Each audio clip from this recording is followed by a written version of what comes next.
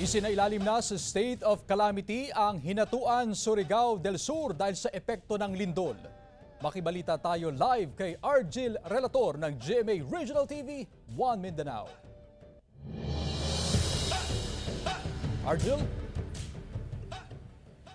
Chris, ang karamihan sa mga residente ay galing pa sa island barangays, kaya't mas mainam umano na nakalikas na bago pa man ang pagtama o pagyanig ng mga aftershock.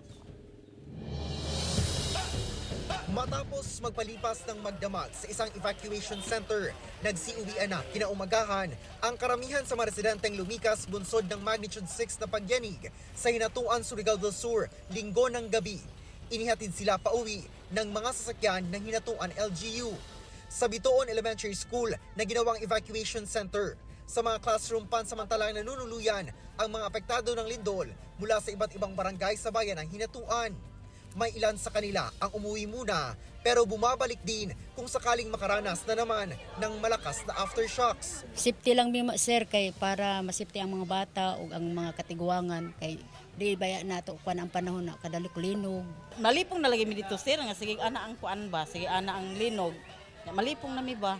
Mauna nga nipugos na lagi mi direk bakwit.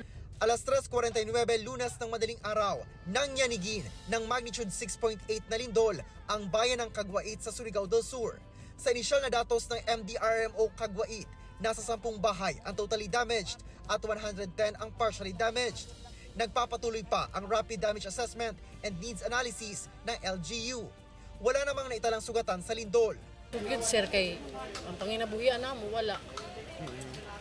Matag-adlaw na mga kinahanglan.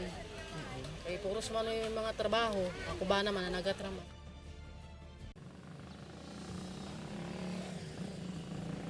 Chris, maliban sa suspensyon sa klase ay suspendido na rin ang pagtanggap ng mga bisita sa Enchanted River dito sa bayan ng Hinatuan. Suspendido rin ang lahat ng tourism activities sa bayan ng Caguait. Dahil nga sa epekto at pinsala ng lindol ay isinilalim na sa state of calamity ang Hinatuan. Yan ang latest mula dito sa Hinatuan, Surigao del Sur. Chris? Maraming salamat, Argil Relator ng GMA Regional TV, 1 Mindanao.